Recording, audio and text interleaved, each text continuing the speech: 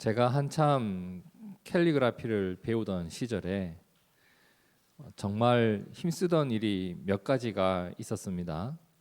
그 중에 한 가지가 전시장에 직접 가서 전시장에 제가 직접 가서 제 눈으로 그 작품들을 마주하는 것 말입니다. 사실 그것만 해도 많은 것을 배울 수가 있기 때문에 한참 배우던 시절에는 정말 열심히 전시장을 찾아 돌아다녔습니다. 옆에 그림이 하나 있어요. 저걸 종이로 인쇄된 걸 보는 것하고 저렇게 보는 것하고 많이 다를 겁니다. 달라요. 그런데 그렇죠. 아는 만큼 보인다고 아무것도 모를 때는, 그리고 아는 것이 적을 때는 그냥 전시장에 가도 그냥 종이 위에 먹물로 글씨를 저렇게 썼나 보다, 그냥 그것만 보였어요. 종이와 먹물, 뭐 그 정도만 보였었는데 점점 배우는 것이 깊어지기 시작하고 저도 이제 어느 정도 익히다 보니까 도대체 어떤 기술을 썼길래 저런 표현이 가능할까, 뭐 이런 의문이 들기도 하고, 그리고 이 작가님은 저 부분을 왜 저렇게 표현을 해놓은 것일까, 그리고 이 하나의 작품을 완성하기 위해 얼마나 많은 화선지를 버렸을까, 몇 통의 먹물을 썼을까, 이런 것을 이제 생각하면서 작품을 보게 되었습니다. 그런데요, 제가 이렇게 전시장을 돌아다니다 보니 어느 순간 되니 뭔가 보이는 것이 있었습니다.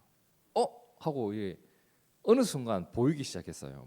그게 무슨 내용이었냐면 이 작품을 쓴 작가님은 홍대에서 있는 그 선생님에게서 배운 것 같은데, 그라는 거 있잖아요.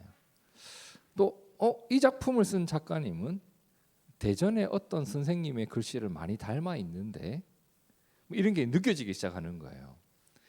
전시회를 하고 그 작가들이 배우는 선생님이 사실은 많지 않다 보니까 이렇게 흐름이 있어요. 라인이 있단 말이에요. 근데 그런 걸 느낄 수 있었던 이유는 뭐였냐면 닮았기 때문이에요. 이미 유명한 작가님들의 그 느낌이 너무 닮았어요. 글씨가 기본적으로 무엇으로 이루어져 있나요? 글씨는 다 선과 점이잖아요. 선과 점이잖아요. 그러니까 그 글씨를 쓰는 선의 흐름이라든지 또는 붓을 그 운용하는 그 선의 질감이라든지 점을 찍는 점의 모습이라든지 이런 걸 보면 딱 그 느낌이 나와요. 아, 누구에게서 배웠구나. 아, 그분을 닮았구나. 그래서 전시장에 작가님 있을 때는 물어보기도 해요. 혹시 그 선생님 아시나요? 이렇게 물어보면 아, 저희 선생님이에요. 대부분 그렇게 대답을 또 해주시곤 했었어요. 사실 당연한 일이죠.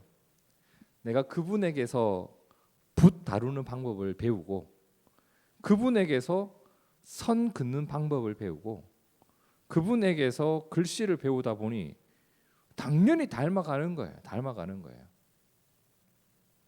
여러분, 그 선생님에게서 배운 시간이 길면 길수록 더 닮을까요? 덜 닮을까요? 예, 함께한 시간이 많으면 많을수록 더 많이 닮아갑니다. 이게 어디 뭐 캘리그라피만의 이야기겠어요? 무언가를 배우고 익힐 때는요, 그것을 가르쳐 주신 분을 따라가게 되고 또 닮아가게 됩니다. 제가 있잖아요, 라면 끓이는 모습을 보면 저희 엄마를 꼭 닮았어요. 왜? 저는 저희 엄마가 라면 끓여주시는 것을 보고 배웠거든요. 커피 한 잔 내리는 일도 그래요. 저는 커피를 제가 대학원 다닐 때 기숙사에 있는 어떤 전도사님에게 배웠거든요. 로스팅은 어떻게 하는 게 좋다, 물은 이렇게 내리는 게 좋다. 꼭 닮았어요. 애들 게임을 하잖아요. 저희 애들 게임하는 거 자기가 누구에게서 배워요. 유튜브에 어떤 유튜브를 통해서 아, 이때는 이런 총을 쓰는 게 좋구나. 꼭 그때 되면 그 총을 꺼내요. 닮아요. 심지어 말투와 습관까지도 그래요. 닮아가요. 특히 내가 진심으로 존경하는 분에게서 뭔가를 배우다 보면 그분을 따라가고 싶은 마음이 크면 클수록 이러한 현상은 더 두드러지게 나타나게 되겠죠. 제가 언젠가 한번 들었던 말씀인 것 같아요. 담아두면 그것을 내 몸에 담든 내 마음에 담든 무언가를 담아두면 닮아가요. 그것이 좋은 것이든 나쁜 것이든 마음에 담아두면 희한하게 닮아갑니다. 심지어 이럴 때도 있지 않던가요? 야, 우리는 크면 절대 저렇게 하지 말자. 누군가의 나쁜 모습을 마음에 담아두고 나는 절대 저렇게 안 할 거야 라고 담아두면요, 나중에 어떻게 해요? 따라해요. 담아두면 닮아가요. 저희 전도사 때 그런 얘기 많이 했거든, 친구들끼리. 야, 우리가 담임 목사 되면 저렇게 목회하지 말자. 근데 그것도 담아두면 닮아가요. 담아두면요 진짜 닮아가요, 여러분. 이거 거꾸로 얘기해 볼까요? 닮아가기 위해선 담아둬야 돼요. 그렇죠? 오늘 본문 말씀을 보면 어떤 한 사람이 자신의 마음속에 원하는 무언가를 이루고 싶은 소망이 생겼어요. 그리고 그것을 이루기 위해서 무언가를 자신의 마음에 담아두어요. 닮아가기 위해서 담는 모습이 나오는데 그 내용을 한번 봅시다. 먼저 9절을 보실까요? 자, 9절 함께 읽어봅니다. 시작. 청년이 무엇으로 그의 행실을 깨끗하게 하리이까? 주의 말씀만 지킬 따름이니이다. 자, 이 사람에겐 소원이 있었어요. 뭐였냐면 자신의 행실을 깨끗하게 하고 싶다. 참 거룩한 소원을 품은 것 같아요. 나는 깨끗한 행실을 하면서 살아가고 싶다. 내 인생을 훗날 돌아봤을 때 후회할 만한 일을 남겨놓지 않고 오늘 하루하루를 살아가기 위해서 나는 깨끗한 발걸음을 내딛고 싶다라는 소망이 생겼어요. 저는 어렸을 때 학교에서 도덕을 배웠고 국민윤리라는 과목을 배웠고 철학을 배웠습니다. 고등학교 교과서에 있었어요. 문교부에서 나온 거. 여러분도 그 교과서 다 받으셨던 거 기억나시나요? 못 본 사람도 있죠. 국민윤리 철학 교과서 본 적이 있으세요? 저는 교련도 배웠습니다. 자, 도덕을 배웠고 국민윤리를 배웠어요. 저만 배웠겠어요? 전교생이 다 배웠어요. 전교생이 다 배웠단 말이에요. 자, 그러면 학교에서 도덕을 배우고 국민윤리를 배웠으니 학생들은 도덕적이게 되었을까요? 맨날 담배 핀 애들 자보에 붙어가지고 정학 며칠, 애 두드려 패가지고 뭐 정학 15일, 정학 3회, 퇴학자 명단, 이게 수도가에 항상 붙고 그랬었어요. 도덕적이고 윤리적이지 않더란 말이에요. 약한 애들 괴롭히고. 도덕을 배우고 국민윤리를 배웠는데 왜 그럴까요? 저는 학교에서 학생들의 인성 교육을 담당하고 있는 교사입니다. 인성 교육을 한다니까요. 인성이 안 된 사람이 인성을 가르쳐요. 참. 근데 정말 열심히 가르치고 정말 열심히 고민하고 그 아이들에게 무언가를 제대로 알려주기 위해서 노력한단 말이에요. 근데 아이들의 변화되는 모습이 잘 보이지를 않아요. 느껴요. 교육을 하면 어떻게 살아야 한다, 어떻게 되어야 한다는 지식은 분명히 전달이 돼요. 그죠? 우리도 도덕 시간에 지식은 전달받았단 말이에요. 아, 이런 경우엔 이렇게 해야 돼. 한 지식은 전달되었는데 그게 내가 그런 모습이 되어야 된다라고 하는 그런 동기 또는 의지까지 심어주지는 못하더라는 겁니다. 근데 오늘 말씀해 보니까 이 사람은 자신의 행실을 깨끗하게 다듬고 싶다라고 하는 의지가 있었어요. 그 일을 위해서 그가 선택한 게 뭐였냐면 주의 말씀을 지키겠다라고 하는 것을 결정을 해요. 잘 보셔야 돼요. 그가 믿었던 게 있어요. 그가 뭘 믿었냐면 하나님의 말씀을 따라가면 나의 행실은 저절로 깨끗해진다는 것을 그는 믿었어요. 하나님의 말씀은 내 인생을 깨끗하게 다듬어 가신다는 것을 분명히 믿었어요. 여러분, 이 믿음이 있어야 돼요. 하나님의 말씀을 따라가면 내가 어떻게 되어져 간다라고 하는 확신이 있어야 돼요. 하나님의 말씀을 따라가도 나에게는 아무 일도 일어나지 않아. 이 정도로 생각하는 것과 이 말씀을 따라가다 보면 나는 내 인생을 돌아봤을 때 후회할 것이 없는, 가장 잘 살았다라고 확신할 수 있는 그러한 인생을 살아갈 수 있다라고 하는 믿음이 있어야 그 말씀을 따라갈 수 있거든요. 주의 말씀만 따라가도 나는 깨끗하게 될 수 있어 라고 하는 그 믿음을 가지고 이 사람이 지금 구절을 고백한 거예요. 청년이 무엇으로 그의 행실을 깨끗하게 할 수 있을까? 주의 말씀만 따라가 보겠다. 이게 그의 결심이었어요. 근데 이것은 주의 말씀을 아는 것에서 끝나지 않고 따라가야 되잖아요. 교회가 참 잘하는 게 뭐냐면 하나님이 무엇을 원하시는지는 잘 알아요. 이걸 모르는 사람은 없어요. 근데 따라가기는 쉽지 않단 말이에요. 학교에서 도덕과 국민윤리를 배우지만 학생들이 도덕적으로 살지 않는 것과 똑같단 말이에요. 그럼 이것을 어떻게 해야 할 것인가? 그래서 그가 두 가지를 실천을 합니다. 각각의 내용이 이제 10절과 11절에 나오죠. 먼저 무엇을 실천했는가? 10절 함께 읽어봅니다. 시작. 내가 전심으로 주를 찾았사오니 주의 계명에서 떠나지 말게 하소서. 내가 주님의 말씀을 떠나지 않기 위해서 그가 했던 일이 뭐였냐면 주님을 찾았다고 합니다. 전심으로. 여러분, 내가 말씀을 따라가기 위해서는 하나님과 동행해야 합니다. 이 말을 조금 더 쉽게 말하면 이런 거예요. 하나님을 의지하는 마음이 나의 진심이 되어야 합니다. 내가 진심으로 하나님을 의지하지 않으면 주의 말씀을 알되 따라가는 일을 포기할 수가 있습니다. 그냥 하나님을 알아야 돼요. 하나님을 의지해야 돼요. 은찬이는 제가 자신의 아빠인 걸 압니다. 그게 저를 따라오는 거예요. 제가 만일에 우리 아빠가 아닌 것 같은데 나는 분명히 출생의 비밀이 있어. 한번 시험해 봐야 돼. 정말 나를 아끼는지 아끼지 않는지 저분의 말을 내가 믿을 수가 없지. 이런 상태에서는 안 따라가진단 말이에요. 저 사람은 맨날 때가 되면 나한테 밥 먹으라고 해. 내가 놀고 있으면 공부하라고 해. 내가 하기 싫은 것만 하라고 해. 이 상태에서 어떻게 저를 따라오겠어요? 아빠니까 따라오는 거예요. 제가 뭔가를 말해준다고 따라오는 게 아니에요. 우리 아빠는 나를 사랑한다는 그 아빠와의 친밀감이 있어야 그 말을 따라갈 수가 있겠죠. 이 사람이 했던 건 그거예요. 진심으로 하나님을 따라가기 시작했다. 이게 되어야 말씀을 아는 데서 머물지 않고 따름이 있을 수가 있겠죠. 그리고 뭘 실행했죠? 두 번째 11절 시작.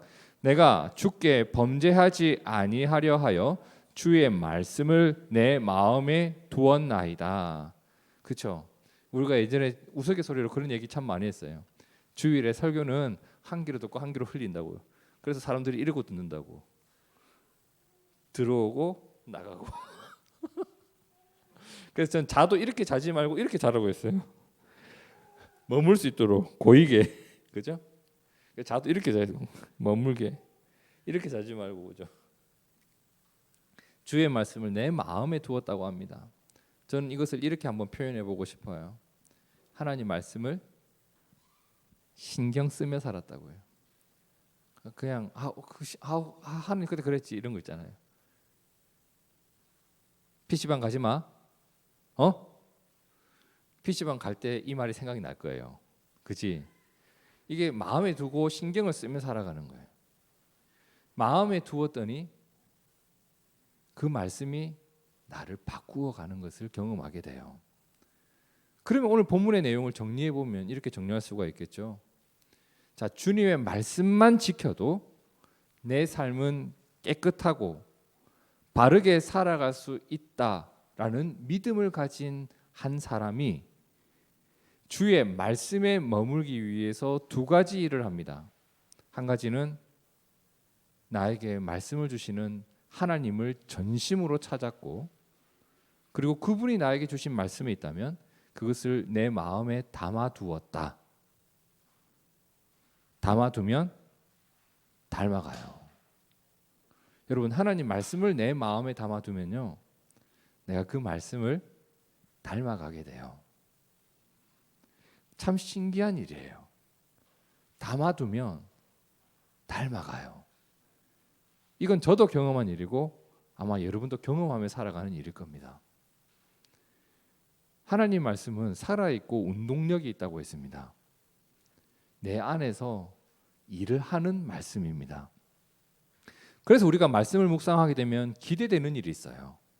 내가 성경을 닮아가는 사람이 된다는 것. 이게 우리가 마음에 담아두면 일어나는 일입니다. 이러한 일이 우리 가운데 꼭 필요한 이유가 있어요. 그것이 나에게 유익한 일이기 때문에 그렇습니다. 말씀을 내 마음에 담아두고 내가 그 말씀을 닮아가는 일이 나를 얼마나 유익하게 하는지, 자, 시편 1편 1절과 2절을 함께 읽어볼까요? 시작. 복 있는 사람은 악인들의 꾀를 따르지 아니하며 죄인들의 길에 서지 아니하며 오만한 자들의 자리에 앉지 아니하고 오직 여호와의 율법을 즐거워하여 그의 율법을 주야로 묵상하는도다. 자, 2절을 담아두었다라고 표현할 수 있을 겁니다. 하나님 말씀을 주야로 담아두는 그 사람은 어떤 삶을 살아갈 수 있어요? 1절의 모습으로 살아갈 수 있습니다. 하나님 말씀을 담아두었더니 그 말씀을 닮아가게 되었고, 그러니 악인들의 꾀, 죄인들의 길, 오만한 자들의 자리가 보이는 거예요. 보이는 거예요. 여러분, 말씀을 묵상하게 되면 나타나는 일이 이거예요. 내가 가지 말아야 될 것, 선택하지 말아야 될 것, 취하지 말아야 할 이익, 버려야 할 일, 이게 보이기 시작합니다. 담아두었더니 닮아가고, 닮아갔더니 그것이 얼마나 더럽고 역겨운 것인지 나와 분리시켜내고 싶어요. 그러니 악인들의 꾀를 따르지 아니하는 것은 나는 그 악인들의 꾀를 따르지 않을래라고 결심한 것이 아니라 말씀을 닮아가는 나에게 저절로 나타나는 현상이에요. 잘 아시겠지만 이 일은 교회를 다닌다고 일어나는 일은 아닙니다. 교회 다니는 것만으로도 이러한 변화가 일어날 수 있다면 이 땅에 교회가 얼마나 많은 더 좋은 일을 했을까 싶어요. 이 일은 언제 일어난다고요?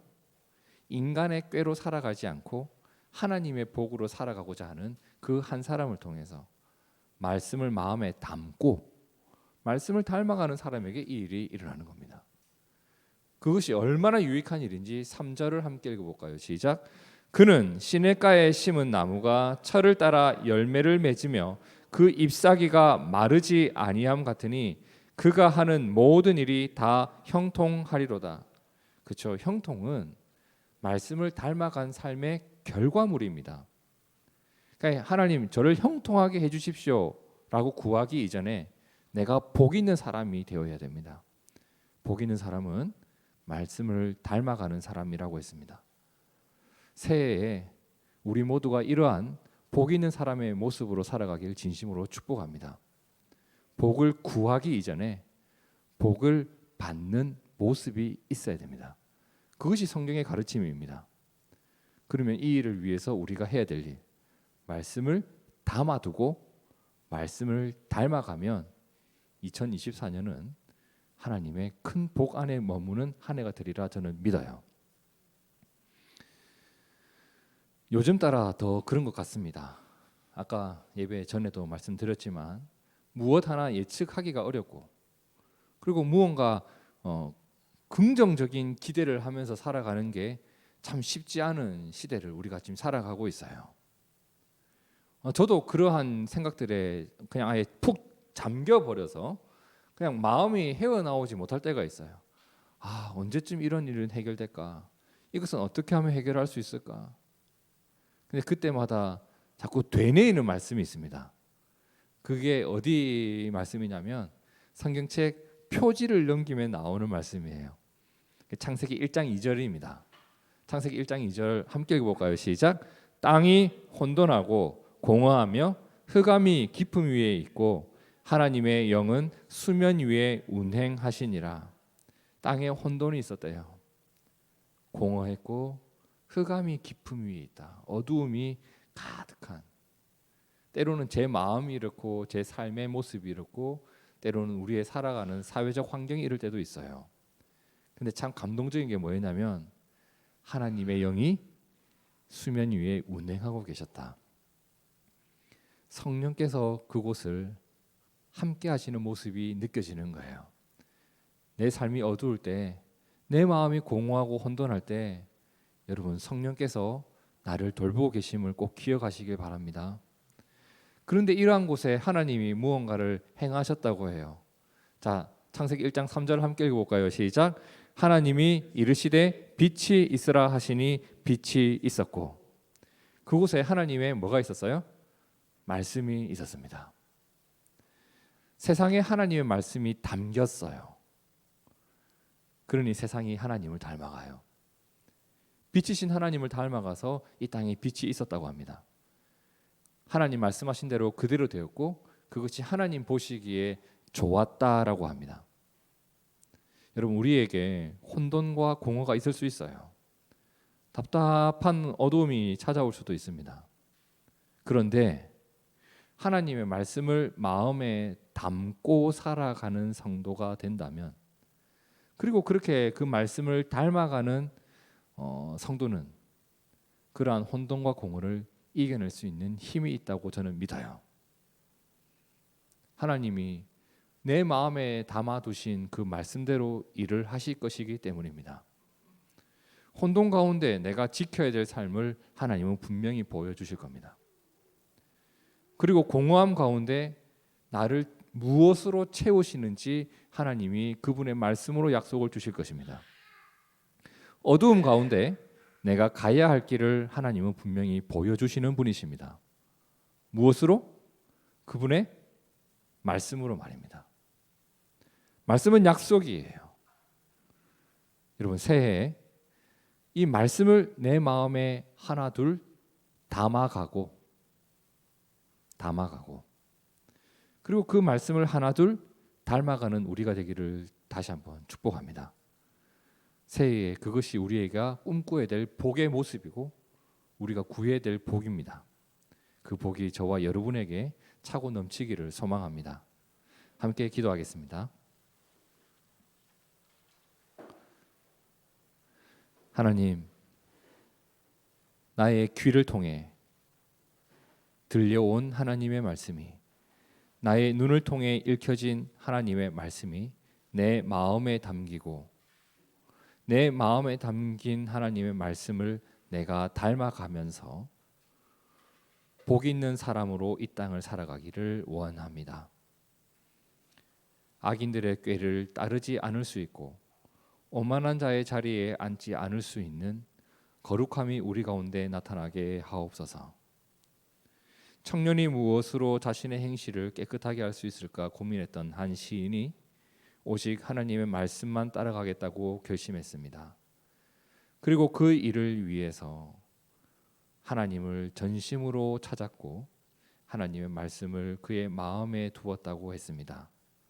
오늘 우리가 그러한 복 있는 모습으로 이 땅을 살아가면서 하나님께서 주시는 은혜와 하나님의 인도와 하나님의 돌보심 가운데 만족하고 감사하며 살아가는 한 해 되도록 주님이 복내려 주시옵소서.